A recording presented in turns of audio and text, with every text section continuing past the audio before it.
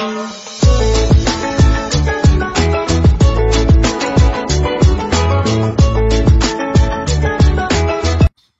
The lord.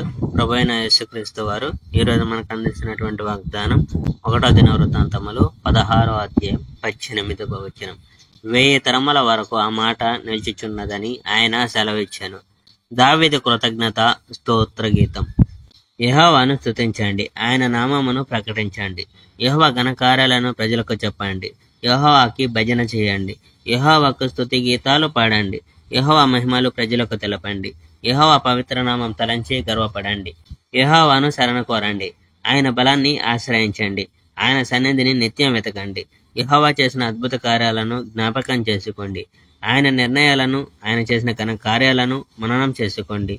యెహోవా సేవకులకు ఇశ్రాయేలు బిడ్డలారా, యాకోబు సంతతి వారులారా, మీరు యెహోవా ఎన్నుకున్న ప్రజలు. యెహోవాయే మన దేవుడు. ఆయన శక్తి ప్రతి స్థలములో వ్యాపించి ఉన్నది.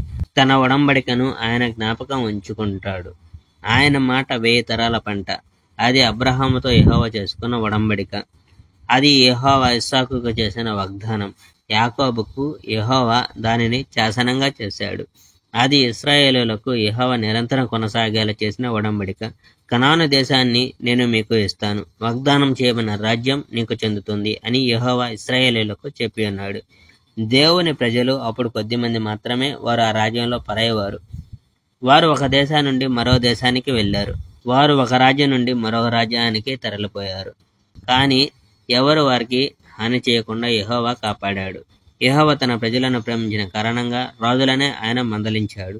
నేను ఎన్నుకున్న నా ప్రజలకు కీడు చేయవద్దు, నా ప్రవక్తలకు హాని కలుగ చేయవద్దు అని యెహోవా రాజులకు చెప్పి ఉన్నాడు. భూమిపై గల సర్వజనులారా, యెహోవాను భజించండి. యెహోవా మనల్ని కాపాడుతున్న సువార్తను ప్రతినిత్యం చాటండి. Praise the Lord. May God bless our India.